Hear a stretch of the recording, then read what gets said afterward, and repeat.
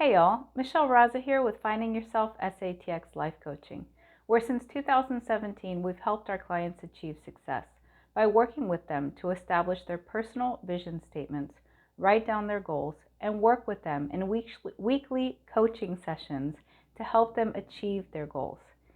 Visit my website. It's at www.findingyourselfsatx.com. Thank you.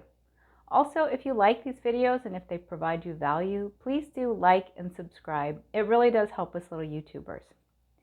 So this week we're going to continue talking about Melody Beattie's Codependent No More. We're talking through some strategies of how to achieve more independence. She calls it undependence, but independence, non-dependence, undependence. Just learning how to be your own person and not letting the ups and downs or highs and lows of your loved one cause you to go through that same roller coaster ride.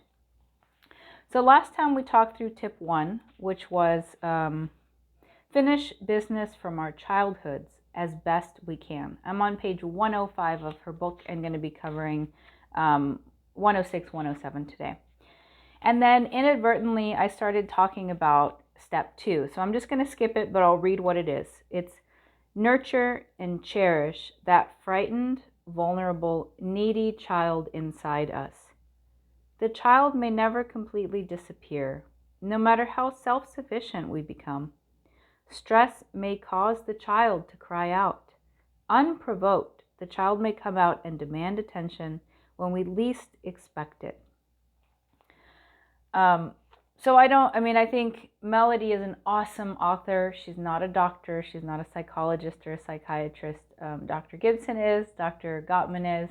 And so really just learning how to feel our feelings, especially if you've grown up with EIPs or if you're married to an EIP.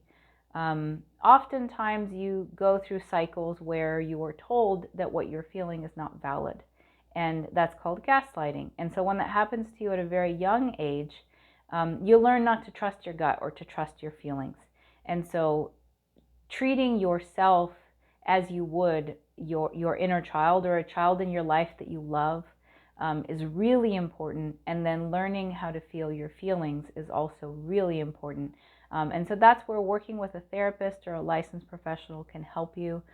Support groups also are a big help. And of course, you can work on those items with a coach as well. Not the same thing as therapy. I always do recommend therapy if you have health insurance. It's very worthwhile. But super important, just download a feelings wheel, get your journal, and start trying to identify this is the event and this is how I feel about it. And for some of you, that might be easy, but for others, it's not so easy, especially when you've been invalidated in your feelings. So definitely a worthwhile exercise for you. Okay, 3 and 4. 3, stop looking for happiness in other people. Our source of happiness and well-being is not inside others. It's inside us. Learn to center ourselves in ourselves. Stop centering and focusing on other people. Settle down with and in ourselves. Stop seeking so much approval and validation from others. We don't need the approval of everyone and anyone. We only need our approval. We have all the same sources for happiness and making choices inside us that others do. Find and develop our own internal supply of peace, well-being, and self-esteem. Relationships help, but they cannot be our source. Develop personal cores of emotional security with ourselves. So I'd say this is really important. It's also a little, it's a double-edged sword. So you want to be able to have people that you trust, that you can rely on, and that you support them and they support you. It can't be a one-way street. So if you're in a codependent relationship, most likely you are the supporter. You provide emotional support, maybe financial support. You are the rock, right? You need your own rocks, not only within yourself, as Melody is advocating, but you need people that you can rely on too. And in an ideal relationship, you rely on them and they rely on you. And that's a healthy, interdependent relationship that's not codependent.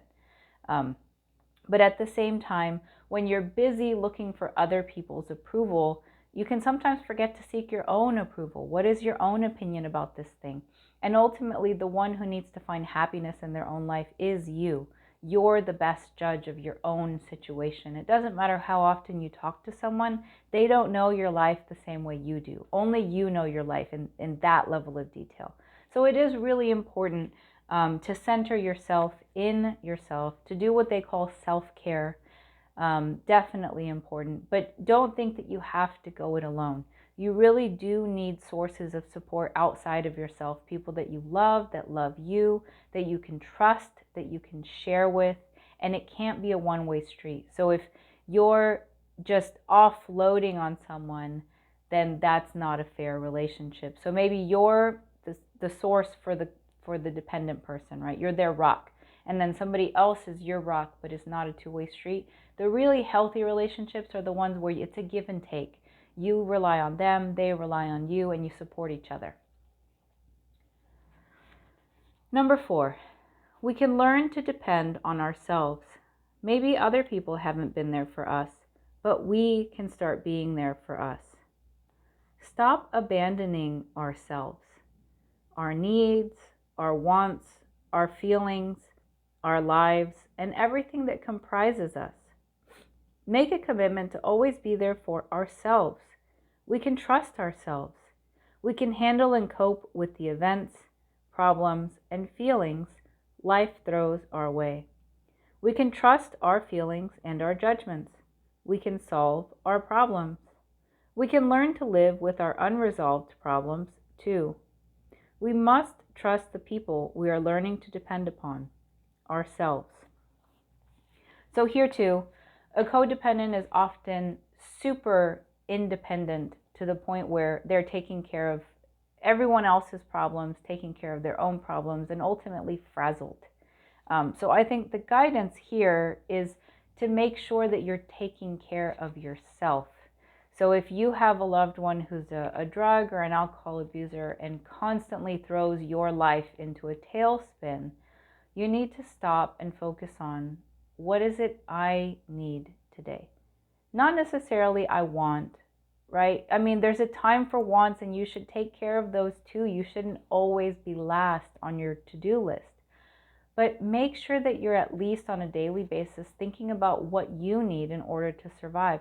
Maybe you're a busy parent, right? And so you're focusing on your children, your children's needs, the school things coming up. You have work demands. Your boss is asking for specific things. What do you need today to be happy? In the coaching model, we talk about the 7 different life areas. And I'm the worst. I have that. It's part of my profession and I don't memorize them. But part of it is just your own. So it's your social and family relationships, career and educational aspirations. Some of it is health, recreation, and leisure. And so if you on a daily basis, right, you end your day, you're sitting on the couch, you're just exhausted, you don't have any energy for anything, think, what have I done for myself today? If you enjoy baths, maybe do you want to take 30 minutes and take a nice warm bubble bath or a hot shower? Have you done that for yourself today?